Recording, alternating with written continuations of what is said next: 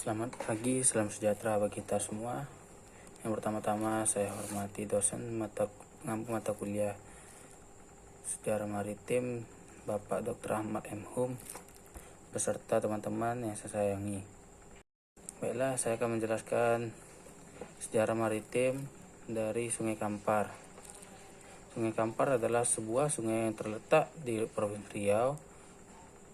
Sejarah maritim Sungai Kampar terkait erat dengan sejarah maritim Riau yang kaya dan penting dalam perdagangan dan transportasi di wilayah tersebut. Perekonomian Sungai Kampar. Kegiatan ekonomi dan perdagangan di Sungai Kampar terus berkembang. Pada masa kolonial Belanda, terdapat banyak perusahaan-perusahaan perkebunan dan pabrik pengolahan hasil bumi yang beroperasi di sekitar sungai tersebut, seperti perkebunan kelapa sawit dan karet. Transportasi sungai masih digunakan untuk mengangkut hasil-hasil perkebunan tersebut. Setelah kemerdekaan Indonesia, sektor perkebunan di sekitar Sungai Kampar tersebut berkembang. Industri kelapa sawit menjadi salah satu sektor utama dalam perekonomian Riau. Transportasi Sungai Kampar masih dimanfaatkan untuk mengangkut hasil-hasil perkebunan ke pelabuhan-pelabuhan di sepanjang Sungai Kampar. Selanjutnya, agama.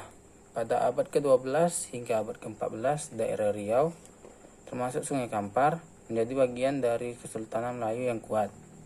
Kesultanan ini memiliki hubungan dagang yang luas dengan negara-negara tetangga seperti Singapura, Malaka, dan Jawa. Sungai Kampar dengan jalur air yang dalam dan menghubungkan daerah pedalaman ke laut menjadi salah satu jalur perdagangan utama di kawasan tersebut.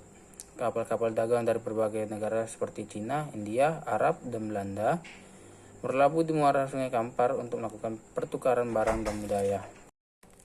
Saya akan menjelaskan sejarah maritim Sungai Siak. Sungai Siak adalah sungai yang terletak di Provinsi Riau.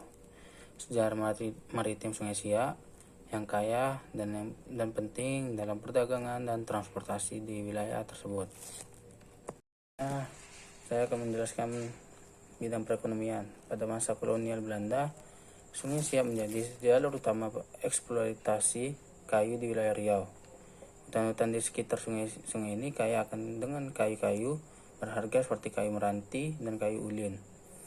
Belanda memanfaatkan sungai ini sebagai jalur transportasi untuk mengangkut kayu dari hutan-hutan tersebut ke pelabuhan-pelabuhan di muara sungai, di mana kayu tersebut akan diangkut ke pasar internasional. Kemudian, selain kayu, Sungai Siak berperan penting dalam perdagangan rempah-rempah dan lada. Pada masa kolonial, Riau adalah daerah penghasil rempah-rempah yang sangat signifikan, dan Sungai Siak menjadi jalur pengangkutan penting untuk mengirim rempah-rempah tersebut ke pelabuhan-pelabuhan di dekat sungai seperti Pelabuhan Bengkalis. Selanjutnya, saya akan menjelaskan agama. Pada abad ke-13, Islam masuk ke wilayah Riau melalui pengaruh Kesultanan Melayu yang kuat. Kesultanan Melayu Riau memiliki hubungan dagang yang luas dengan negara-negara Muslim seperti Singapura, Malaka, dan Jawa. Dalam konteks Sungai Siak, Kesultanan ini memiliki pengaruh penting karena sungai ini menjadi jalur transportasi dan perdagangan yang vital. Seiring waktu, agama Islam berkembang menjadi agama mayoritas di sekitar Sungai Siak. Masyarakat sekitar sungai ini secara bertahap memeluk Islam sebagai agama mereka. Masjid-masjid dibangun sebagai pusat ibadah dan titik fokus kegiatan keagamaan masyarakat. Praktik ibadah seperti sholat, puasa, zakat, dan haji menjadi bagian dari kehidupan keagamaan masyarakat di sekitar Sungai Siak. Baik, selanjutnya akan saya jelaskan sejarah maritim Sungai Rokan. Sungai Rokan berperan penting sebagai jalur perdagangan dan transportasi yang penting di wilayah tersebut. Perekonomian Sungai Rokan pada masa kolonial Belanda menjadi jalur utama untuk eksploitasi kayu di wilayah Riau. Hutan-hutan di sekitar sungai ini kaya akan kayu-kayu berharga seperti kayu meranti dan kayu ulin. Belanda memanfaatkan sungai ini sebagai jalur transportasi untuk mengangkut kayu dari hutan-hutan tersebut ke pelabuhan-pelabuhan di muara sungai, di mana kayu-kayu tersebut akan diangkut ke pasar internasional. Selain kayu, Sungai Rokan juga memainkan peran penting dalam perdagangan rempah-rempah dan hasil pertanian.